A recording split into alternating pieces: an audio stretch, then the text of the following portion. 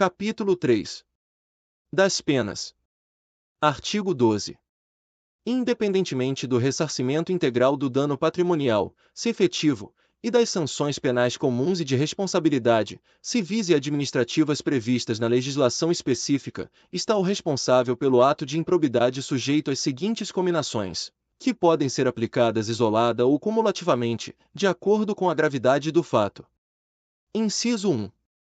Na hipótese do artigo 9º desta lei, perda dos bens ou valores acrescidos ilicitamente ao patrimônio, perda da função pública, suspensão dos direitos políticos até 14 anos, pagamento de multa civil equivalente ao valor do acréscimo patrimonial e proibição de contratar com o poder público ou de receber benefícios ou incentivos fiscais ou creditícios, direta ou indiretamente, ainda que por intermédio de pessoa jurídica da qual seja sócio majoritário, pelo prazo não superior a 14 anos.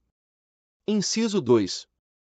Na hipótese do artigo 10 desta lei, perda dos bens ou valores acrescidos ilicitamente ao patrimônio, se concorrer esta circunstância, perda da função pública, suspensão dos direitos políticos até 12 anos, pagamento de multa civil equivalente ao valor do dano e proibição de contratar com o poder público ou de receber benefícios ou incentivos fiscais ou creditícios, direta ou indiretamente, ainda que por intermédio de pessoa jurídica da qual seja sócio majoritário, pelo prazo não superior a 12 anos.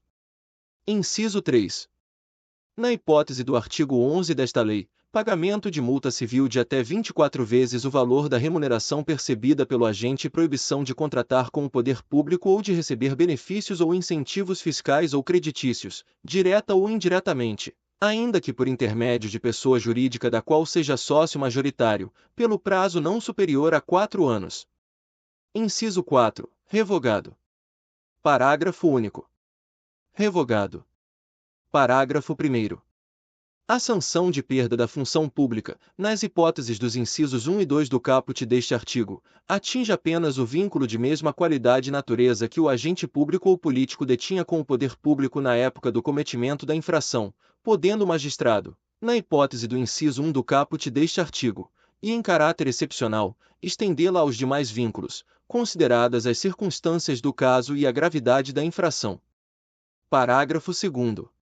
A multa pode ser aumentada até o dobro, se o juiz considerar que, em virtude da situação econômica do réu, o valor calculado na forma dos incisos 1, 2 e 3 do caput deste artigo é ineficaz para a reprovação e prevenção do ato de improbidade. Parágrafo 3º.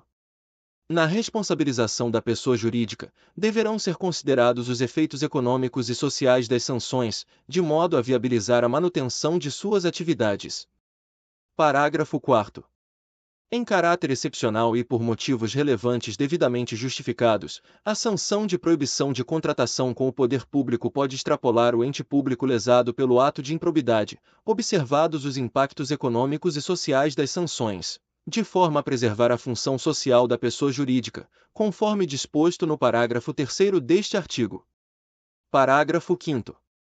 No caso de atos de menor ofensa aos bens jurídicos tutelados por esta lei, a sanção limitar-se à aplicação de multa, sem prejuízo do ressarcimento do dano e da perda dos valores obtidos, quando for o caso, nos termos do caput deste artigo. Parágrafo 6º.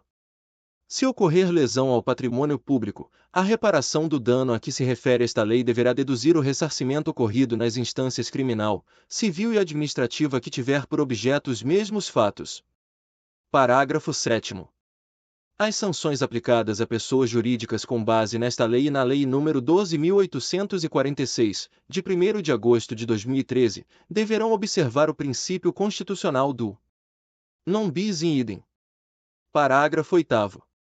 A sanção de proibição de contratação com o poder público deverá constar do Cadastro Nacional de Empresas Inidôneas e Suspensas, 6, de que trata a Lei nº 12.846, de 1º de agosto de 2013, observadas as limitações territoriais contidas em decisão judicial, conforme disposto no parágrafo 4º deste artigo.